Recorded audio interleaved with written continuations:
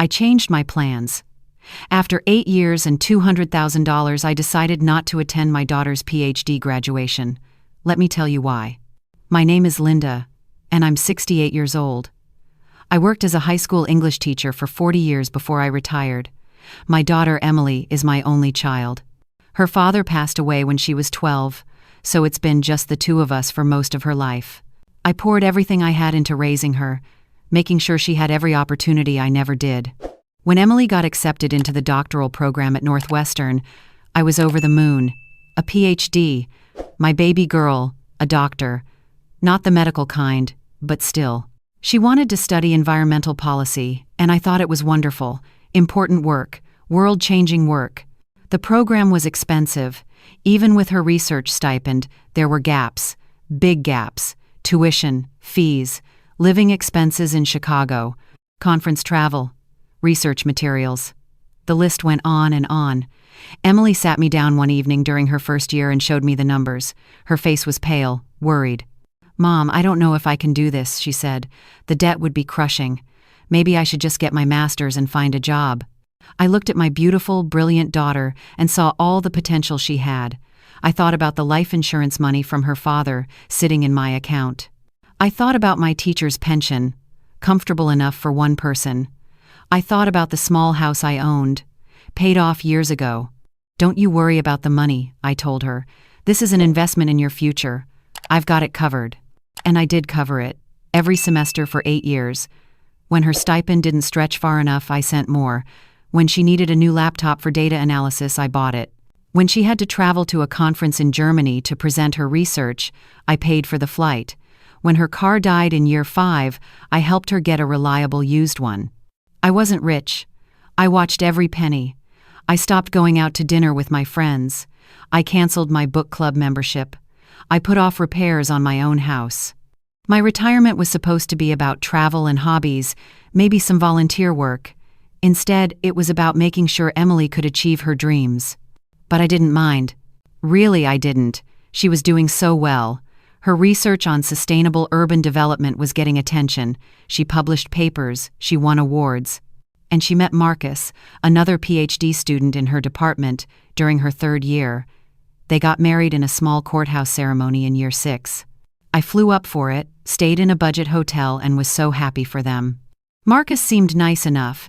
His parents, David and Patricia, lived in Connecticut. His father was a surgeon, his mother a real estate agent. They had money. Real money. The kind that came with a summer house in the Hamptons and a boat. I met them a few times over the years. They were always polite, always proper, but there was a distance there. I couldn't quite put my finger on it. Maybe it was a class thing. I was a retired teacher from Ohio. They were Connecticut elite, different worlds. As Emily's graduation approached, the excitement built. 8 years of work, culminating in this moment. She defended her dissertation in March. It was brilliant, apparently. I couldn't attend because of a spring cold that turned into bronchitis, but Emily called me right after, crying happy tears. "I did it, Mom. Dr. Emily Chen. The committee had some revisions, but minor ones. I'll be ready for the May graduation ceremony." "I'm so proud of you, sweetheart," I said, my voice still hoarse from the cough. "We did it." "We absolutely did," she agreed. "Mom, you made this possible. I couldn't have done any of this without you. I mean that." Those words meant everything to me. In April, I started making plans to attend the graduation. It was scheduled for the 3rd Saturday in May. I looked at flights, found a reasonable hotel near campus. I bought a new dress, navy blue with a floral pattern. I wanted to look nice for my daughter's big day. Emily called me 2 weeks before graduation. "Mom, we need to talk about the seating arrangements for the ceremony." "Oh?" I settled into my chair, ready to listen. "So, Marcus's parents want to come, obviously, and his sister and her family. They've rented a big Airbnb in Lincoln Park for the weekend. They're making it this whole family celebration thing." "That's wonderful, honey. Family should be there for important moments like this." "Yeah, exactly. So, the thing is, Northwestern gives each graduate a limited number of tickets for the ceremony. It's held in the Welsh Ryan Arena, and my department section isn't that big. I get 12 tickets. 12 sounds like plenty. Well, Marcus's family is 7 people. Then there's his advisor and his advisor's wife. They've been really supportive. And my advisor, Dr. Morrison, that's 10 right there. I felt something cold settle in my stomach. And me makes 11. Right, yes, of course you. And actually, Marcus's childhood best friend Ryan is flying in from California. He was best man at our wedding, remember? So that's 12. Okay, so where will I be sitting? That's what I wanted to talk to you about. The front rows are reserved for the graduate's immediate family, so Marcus's parents will be in the front row of our section. But you'll be close by. Just a few rows back. A few rows back. After 8 years. After $200,000. After everything. I see, I said carefully. And where will Marcus's sister's family sit? Oh, they'll be in the front row too. There's enough space. But not for me. Mom, don't make this difficult. It's just seating. What matters is that you're there. I wanted to argue. I wanted to point out that I'd funded this entire journey, that Marcus's parents, with all their money, hadn't contributed a dime to Emily's education, that they'd been absent for most of her doctoral journey. But I swallowed it down. You're right, I said. I'll be there. That's what matters. We talked a bit more about the ceremony schedule and the dinner afterward. Emily had made reservations at some fancy restaurant in downtown Chicago. Everyone was invited. After we hung up, I sat in my quiet living room for a long time. Something felt wrong, but I couldn't quite articulate it. Maybe I was being oversensitive. Maybe this was just how things were done. The next week, I decided to visit my friend Barbara. We'd taught together for 20 years before we both retired. She lived just 3 blocks away. I needed to talk to someone. Lynn, you look troubled, Barbara said as soon as she opened the door. Come in, I just made coffee. We sat in her sunny kitchen, and I told her everything. About the 8 years of support, about the graduation seating, about feeling like something was off. Barbara listened, stirring her coffee slowly. When I finished, she looked at me with those sharp eyes of hers. Linda, honey, you've been taken for granted. You do realize that, don't you? That's harsh, Barb. Emily loves me. I'm sure she does, but love and respect are 2 different things. You've been treated like an ATM for 8 years.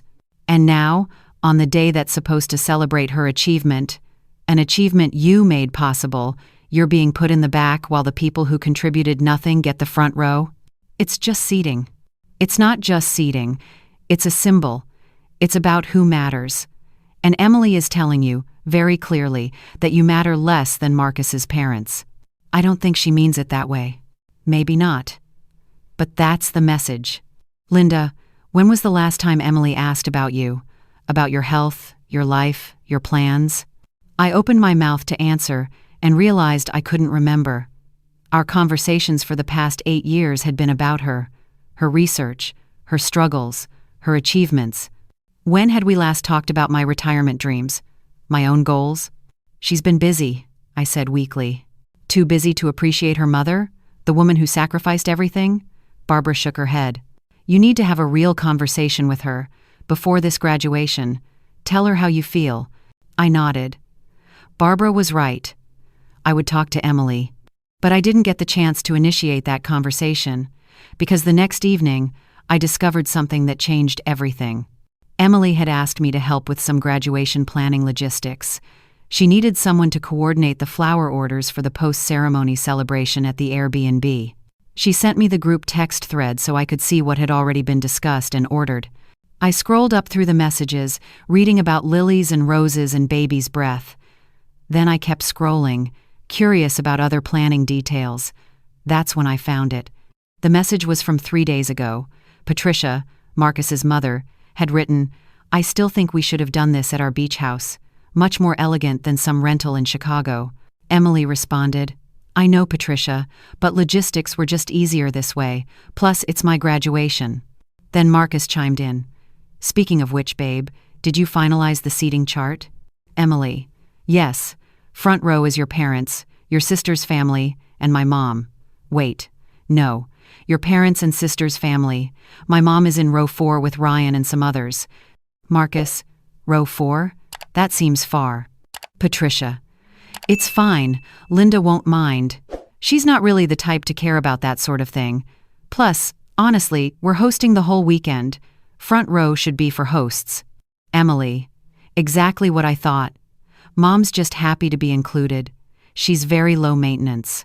Marcus. If you're sure, I just don't want drama. Emily. There won't be any drama. Trust me, my mom will just be grateful to be there.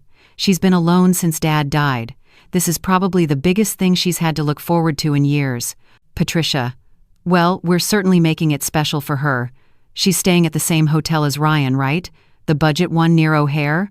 Emily. Yeah, I found her a good deal. She's always conscious about spending. Marcus. Lol, unlike my parents. Dad just booked a suite at the Peninsula. Emily. Haha, well, when you have it, flaunt it. My mom's more of a Motel 6 person anyway. I stared at my phone screen, reading and rereading those messages. Low maintenance. Just grateful to be included.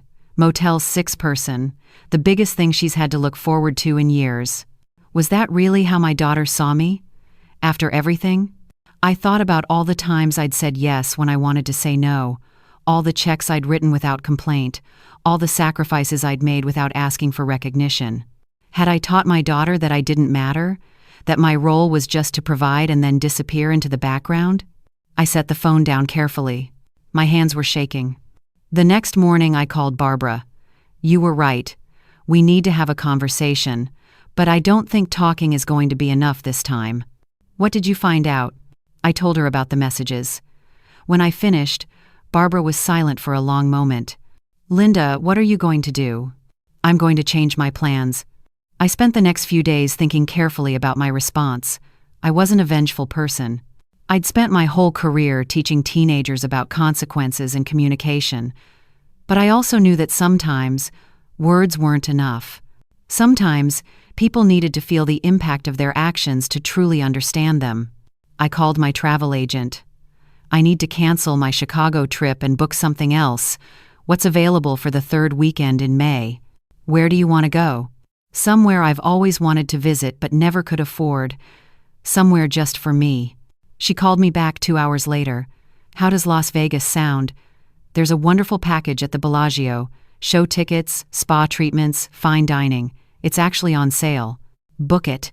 I used the money I'd saved for the Chicago trip, the hotel near O'Hare that Emily had found for me, the flights, the restaurant budget, all of it redirected to a weekend for myself. Then I thought about something else. Something that would make my point even clearer. 8 years ago, when Emily started her doctoral program, we'd opened a joint checking account. The idea was that it would be easier for me to transfer money for her expenses. She had access to it. Over the years, I'd kept a buffer in that account, usually around $5,000, in case she had an emergency. The graduation weekend was going to be expensive for her. I knew she was planning to pay for that fancy dinner for 12 people. She'd mentioned the restaurant, someplace called Alinea. I'd looked it up, $300 per person, minimum. I transferred the $5,000 from the joint account into my personal savings. Then I didn't say anything. I didn't call Emily. I didn't tell her my plans had changed. I just waited. The week of graduation arrived. On Thursday, Emily texted, "Mom, just a reminder that your flight is Saturday morning. Did you get the hotel confirmation?"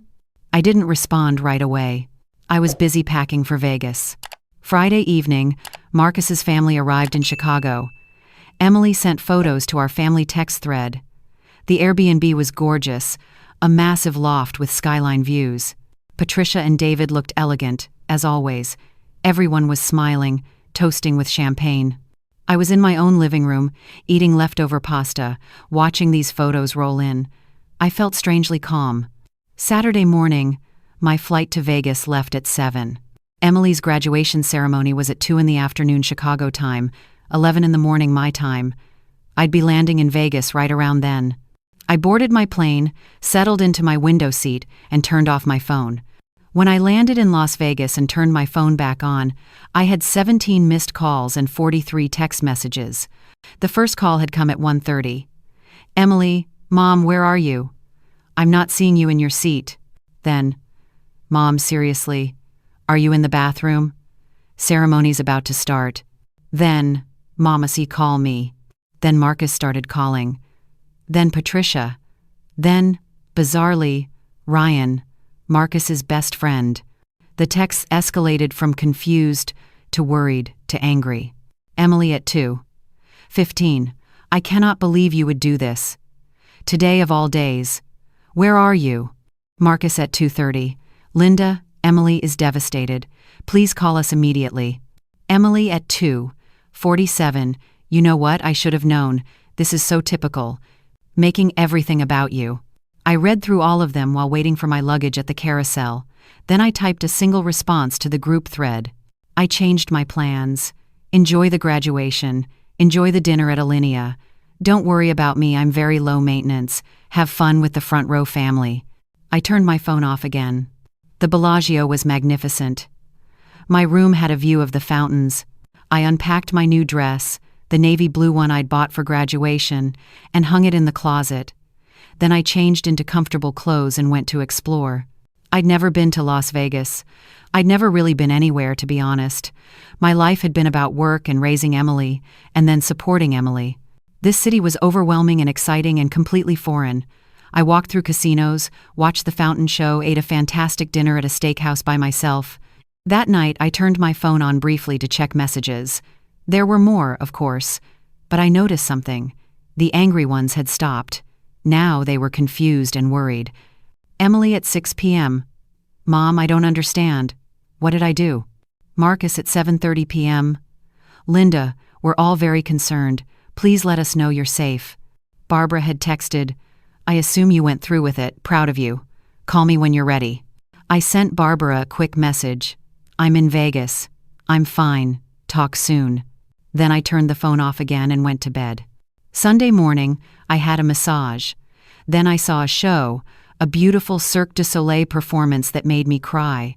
I ate lunch by the pool. I felt, for the first time in years, like I was living my own life. Sunday evening, I finally called Emily. She answered on the first ring. Mom. Her voice was thick, like she'd been crying. Where are you? Las Vegas. Las Vegas? You went to Las Vegas instead of my graduation? I did. Why would you do this to me? Emily, I need to ask you something. How much money have I given you over the past 8 years? Silence. Do you know the number? I pressed. I don't know exactly. A lot. Mom, I'm grateful. You know I am. $203,412. I have every receipt, every bank transfer, every check I wrote. I kept track. Okay. That's a lot of money. Yes. It's my entire life insurance payout from your father. It's a significant portion of my retirement savings. It's the money I was supposed to use to travel, to finally see the world after 40 years of teaching. Instead, I invested it in you. And I said I'm grateful. Grateful enough to put me in the 4th row? Grateful enough to call me low maintenance behind my back? Grateful enough to say I'm just happy to be included? Another silence. Longer this time. You saw those messages. Her voice was small. I did. Mom, I didn't mean. I was just trying to keep the peace with Patricia. She was being pushy about the seating, and it was easier to sacrifice me? To make me invisible? Emily, I'm your mother, the person who made your entire doctoral journey possible. And you treated me like an afterthought. I heard her crying now, real sobs. Marcus's parents didn't pay for your education, I continued, my voice steady. They didn't stay up late on the phone talking you through your dissertation struggles. They didn't choose between fixing their own leaking roof or sending you money for conference travel. I did all of that. And I would have done it gladly, without any expectation of front row seats or fancy recognition. But what I did expect was basic respect. To not be mocked. To not be seen as less than because I don't have a beach house in the Hamptons. I never said you were less than. Your words say otherwise, sweetie. And more importantly, your actions do. You know what hurt the most? Reading that you think being at your graduation was the biggest thing I had to look forward to. Like I'm some sad, lonely woman with no life of my own. Like I exist just to serve you. That's not what I think. Then show me. With actions, not words. Because right now, I'm sitting in a beautiful hotel in Las Vegas, looking at the fountains, And I'm realizing that I've spent the last 8 years being what you needed instead of being myself. And that stops now. Mom, please, can we talk about this in person? Can you come to Chicago? We're still here until Tuesday. No, I'm staying in Vegas until Tuesday. I have plans. A spa day tomorrow. More shows. I'm going to enjoy my Motel 6 vacation. Please don't be like this. I'm sorry. I truly am. I was wrong. The seating thing was wrong. The messages were horrible. I got caught up in trying to impress Marcus's family, and I lost sight of what matters. And what matters, Emily? You do. You matter. So much. Mom, please, give me a chance to make this right. I will. But not this weekend. This weekend is mine. We'll talk when I get home. I hung up before she could respond. The rest of my Vegas trip was wonderful. I gambled a little, won $40 on slots. I ate incredible food. I watched people from all over the world enjoying themselves. I felt, for the first time in so long, like Linda. Not teacher Linda, not Emily's mom Linda. Just Linda. When I flew home Tuesday evening, I felt lighter somehow. Wednesday morning, my doorbell rang at 9. I opened it to find Emily standing there, her eyes red and swollen. Can I come in? I stepped aside. We sat in my living room, the same room where I'd made countless sacrifices, written countless checks, had countless conversations planning her future. I drove all night, Emily said. I couldn't wait anymore. You didn't need to do that. Yes, I did. Mom, I've been thinking about everything you said. You were right, about all of it. I took you for granted. I let you become invisible.